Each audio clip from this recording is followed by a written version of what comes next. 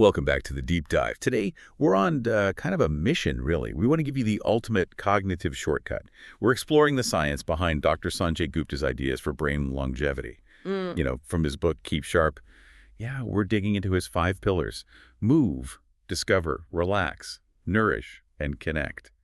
Now, look, at first glance, they sound like, well, standard advice. Exactly. Common sense, almost. But when you actually look at the research you shared, the science backing these up, it's deep. It really is. It's documented, and it fundamentally lines up with the latest neurological research on aging. It's not just fluff. No, not at all. And what's really fascinating, I think, is how these ideas move past just general wellness. They become like specific strategies for building cognitive resistance. We're not just talking about slowing down decline. Right.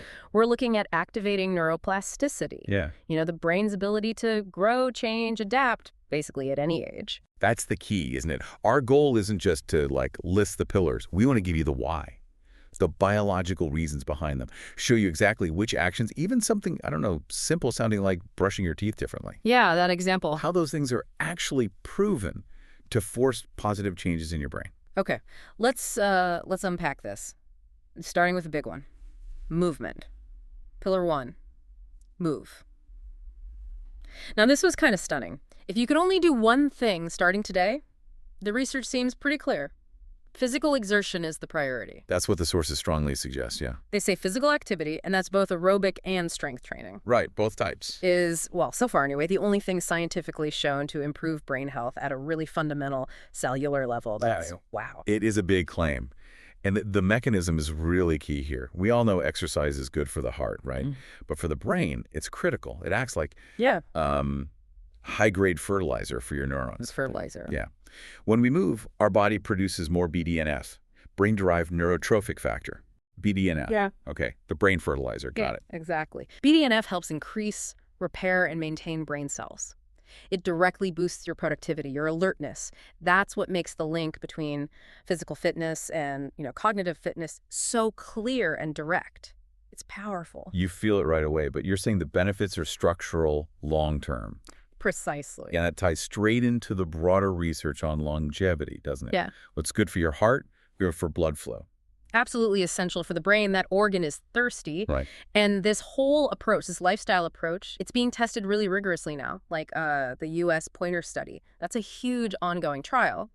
It's specifically looking at how combinations of healthy habits, including exercise, affect cognitive function as people age. So trying to prove what Gupta and others are saying, that a whole package deal builds resilience. Exactly. It's about proving that multi-domain approach works. Okay, so if move is building the engine, fueling the brain, then pillar 2, discover, that sounds like refining the software, the architecture. Yeah, that's a good way to put it. It's the classic use it or lose it idea applied right to your brain's pathways. So are you still learning new things? That's the question for you, the listener. It's vital. Because the brain, well, it loves efficiency. It wants to automate everything to save energy. Right. If you never push it off those familiar tracks, those connections they get rigid. We need new challenges to build new neural roads. Does that mean I need to, learn quantum physics? No, not necessarily. Though if you want to, the sources talk about really practical ways to discover, yes, big things are great, a new hobby like painting, learning software, language. Fantastic. Okay. But the smaller shifts matter too, because they force your attention onto things you normally do on autopilot. Like the toothbrush thing you mentioned. Exactly. Using your non-dominant hand for something simple, or just taking a totally different route to the store. What that does is it shifts that task from automatic back to conscious control. It forces the brain out of efficiency mode and into active learning. Okay, so it forces adaptation. Continuous adaptation. That's what keeps the brain plastic flexible. That makes Discover feel a lot more accessible. It's about novelty, not just, difficulty level.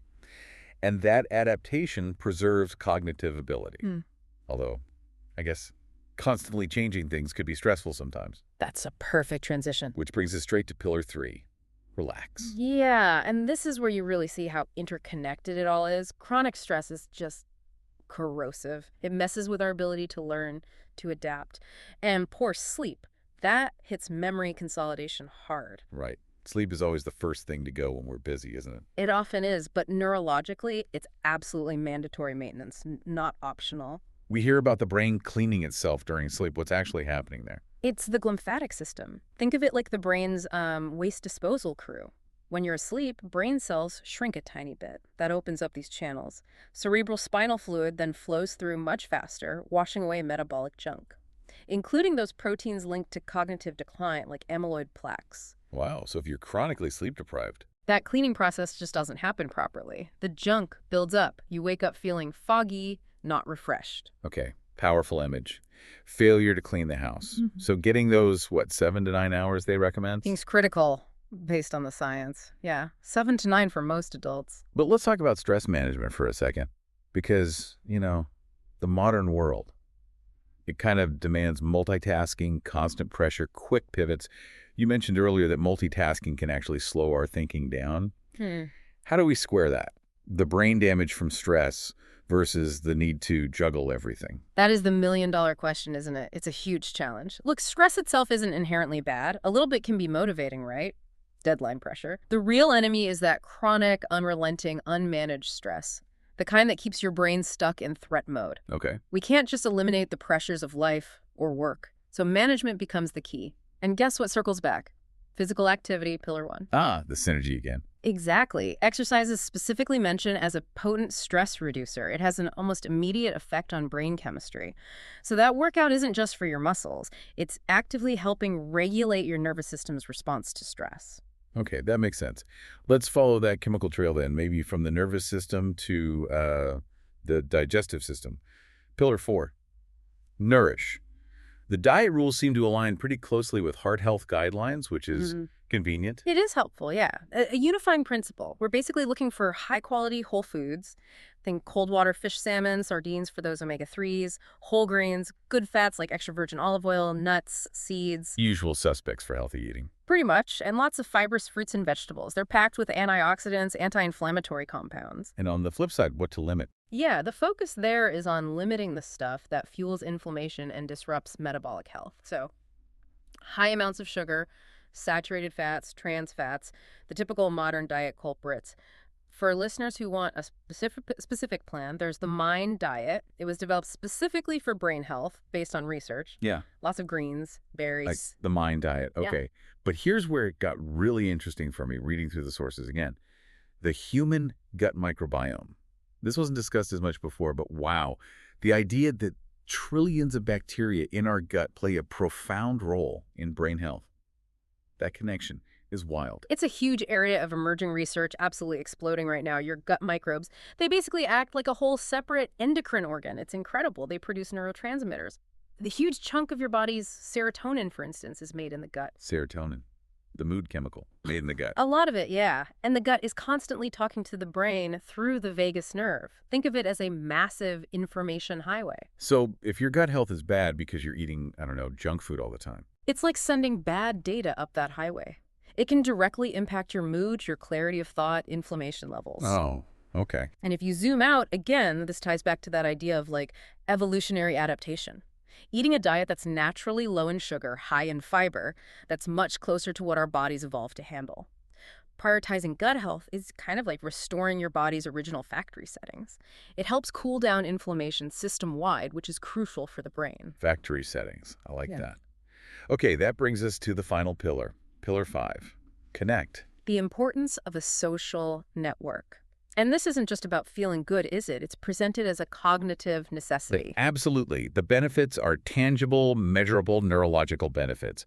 Strong social connection improves brain plasticity, helps preserve cognitive abilities. It even reduces stress and boosts the immune system. How does just talking to people improve plasticity? Well, think about what social interaction actually demands from your brain. It's complex. You're constantly trying to understand the other person's perspective, theory of mind. You're decoding nonverbal cues, adapting your language on the fly, recalling shared history. It's a serious cognitive workout. It really is. It's like the ultimate beneficial multitask, unlike trying to text while driving. And what's particularly interesting is the diversity of your network matters. Oh. How so? There was a study, I think, back in 2015 showing that having a diverse social circle, people from different backgrounds, different ages, different viewpoints, is especially good for brain health.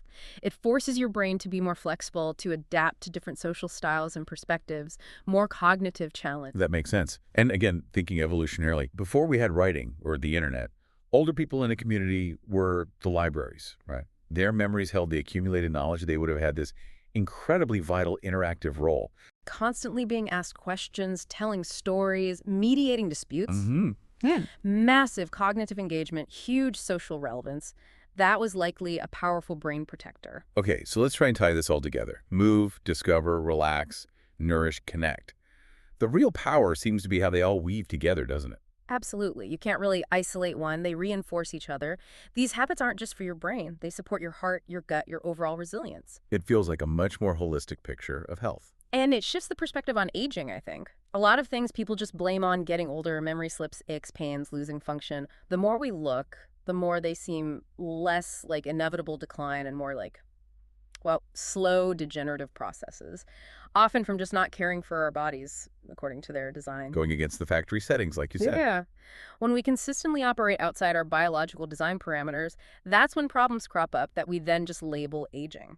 And the key takeaway for you, the listener, the really motivational part is, this isn't just banking benefits for 50 years down the line. The positive changes, they start almost immediately. Brain chemistry, sleep quality, energy levels, you feel it quickly. You really do have the power to influence your cognitive future, starting right now. Which leads to maybe a final thought for you to chew on. If getting good sleep, having rich social interaction, eating whole foods, moving your body, if these things replicate our evolutionary adaptation sweet spot, what other common modern habits, maybe constant notifications or highly processed foods readily available 24/7, or even just sitting still for hours on end, are actively working against our brain's optimal performance? Good question. And more importantly, what's just one small adjustment you could make today, maybe even right after listening, to start pushing back against one of those? Just one thing. That's a great challenge, something concrete to act on. Well, thank you for sharing the sources and taking this deep dive with us into the science of a sharper brain. Really fascinating stuff. My pleasure. Always good to explore. I will catch you on the next deep dive.